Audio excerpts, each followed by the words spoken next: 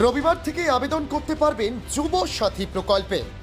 মাধ্যমিক পাসদের মাসিক 1500 টাকা দেবে রাজ্য সরকার।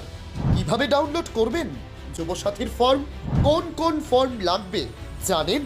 কিভাবে করবেন আবেদন, কোথায় হবে এই ক্যাম্প, আবেদন করতে কি কি নথি লাগবে, কবে থেকে আপনার অ্যাকাউন্টে ঢুকবে এই টাকা, কারা আবেদন করতে পারবেন আর কারা পারবেন না, জেনে নিন বিস্তারিত। গোটা বাংলার এখন ফেভারিট টপিক যুব সাথী। এই স্কিমে বেকার যুব সমাজকে অর্থ সাহায্য করা হবে। প্রতি মাসে তারা 1500 টাকা করে পাবেন। রাজ্যের মুখ্যমন্ত্রী মমতা বন্দ্যোপাধ্যায় জানিয়েছেন, আগামী 15ই আগস্ট থেকে নয়, 1 এপ্রিল থেকে এই ভাতার টাকা আপনার অ্যাকাউন্টে ঢুকে যাবে। তার জন্য আবেদন করতে হবে আপনাকে। কারা পাবেন যুব সাথী প্রকল্পের টাকা?